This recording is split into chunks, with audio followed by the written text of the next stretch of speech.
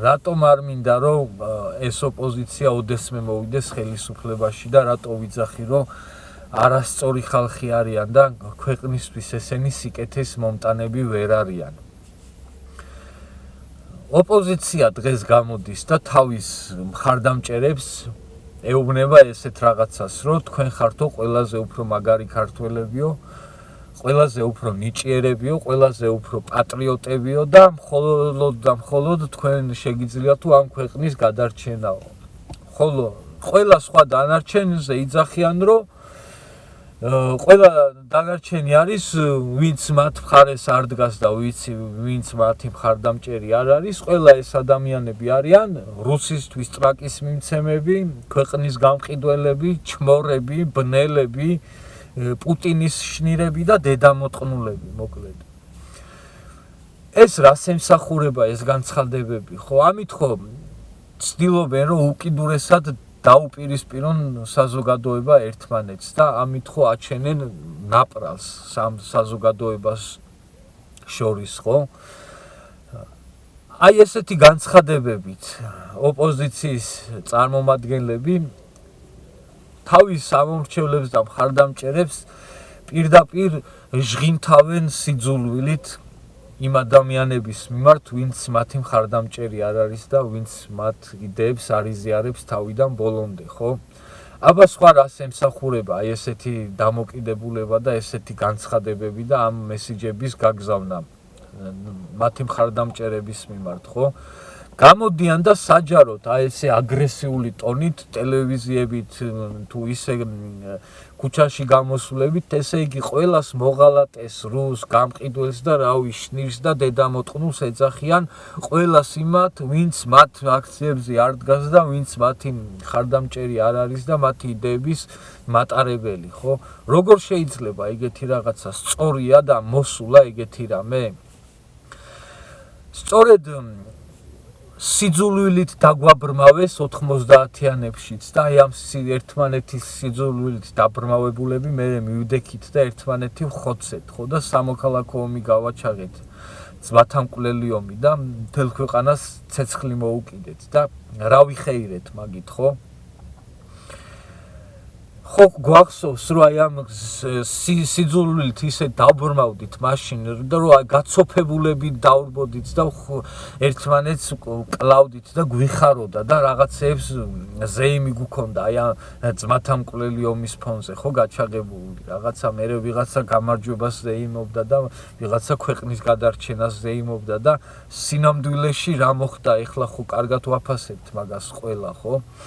ეხლა ხო ყველამ ვიცით, რომ გარედან მართული პროცესი იყო და გარედან მართულმა პროცესებმა მოიტანა ეგ დაპირისპირება. გარედან ხელოვნურად საზოგადოებაში გაღვივებულმა სიძულვილმა და აი ამ დაპირისპირებამ მოიტანა ის ომი, რაც გავაჩაღეთ 90-იანებში და დღესაც ზუსტად იგივეს ცდილობენ და იგივენაირად ცდილობენ, რომ ერთი საზოგადოების ერთი ნაწილი დააპირისპირონ მეორე ნაწილთან და როგორმე რომ იქნება ისევ ერთმანეთს ვესროლოთ და კიდევ ერთხელ დავანგრიოთ ეს ქვეყანა, რომ მერე კიდე ერთი 30 წელი ვერ დავდგეთ ფეხზე.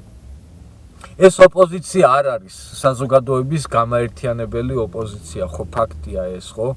ესენი არ არიან ის ადამიანები და იმ იდეების მატარებელი ადამიანები, რომელი იდეის გარშემოც ან რომელი ადამიანების გარშემოც საზოგადოება გაერთიანდებოდა და რომლებიც მოახდენდნენ სრულიად საქართველოს გაერთიანებას, ხო?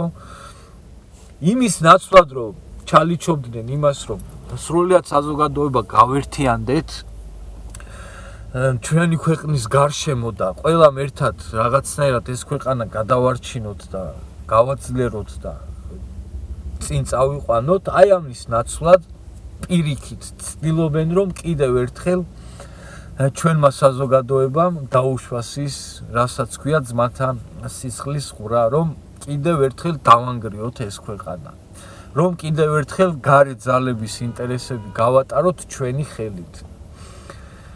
აი ამიტომ ვაგინებ და იმიტომ ვიძახი, რომ ესენი არ არიან ის ხალხი, ვინც ჩვენ ქვეყანას ჭირდება და ჩვენ ქვეყანას გადაარჩენს. ესენი არიან პოლიტიკოსები, რომლებიც ყველაფერზე წამსვლელები არიან და ყველაფერს და ყველა გზას და ყველა ხერხს ცდილობენ იმისთვის რომ მაქსიმალურად დაძაბული ყავდეს საზოგადოება და მაქსიმალურად ერთმანეთთან დაპირისპირებაში მოსული, რომ ვერასდროს ვერ შევძლოთ ქართველებმა ერთობა და მე აი ამ ერთობით ჩვენი ქვეყნის გარშემო გაერთიანება. ეგ არის რუსეთის ინტერესიც და ყველა იმის ინტერესიც, ვისაც ძლიერი საქართველო არ აწყობს და აი მაგ ინტერესებს ემსახურებიან ეს ნაბოზრები დღეს, რომ აი როგორ ესე იგი მონდომებით ცდილობენ და როგორ ჩალიჩობენ, რომ რაც შეიძლება სწრაფად დადგეს ის მომენტი, რომ აი ქართველები მართლა ამ სიძულვილით ისე დაუბრმავდეთ, რომ გამოვიდეთ და რამე სასწაული ვქნათ და რაღაცა უბედურება და მოუწიოთ კიდე ჩვენ თავს და ჩვენ ქვეყანას. ესენი ხო არ არიან ის პოლიტიკოსები, ვინც საზოგადოებას რამე გაგებით ან რამე იდეის გარშემო გაერთიანებას თავაზობდნენ, ან რაღაცის გარშემო, ან ვიღაცის, ხო არა, ესენი არიან კიდევ ვიმეორებ, დედამოწყნულები, რომელიც თავიდან ბოლომდე სიძულვილის ენით ელაპარაკებიან თავის ხალხს და თავიდან ბოლომდე აპირისპირებენ საზოგადოებას ერთმანეთთან. იმიტომ არის რომ არ მივეცი ხმა ამ დედამოწყნულებს და შემოხაზე ისევ 51 და სანამ აი ეს ნაგავი იქნება ოპოზიციაში, მანამდე იქნება ივანიშვილი ხელისუფლებაში. აი მაგაში ვარ დარწმუნებული და ღმერთმა დაგვიფაროს, რომ აი ეგ ოპოზიცია დღეს რაც რა ნაგავიც ყავს, ოდესმე ხელისუფლებაში მოვიდეს და ოდესმე შეძლოს, რომ საქართველო ბოლომდე დაღუპოს და დედა უტიროს.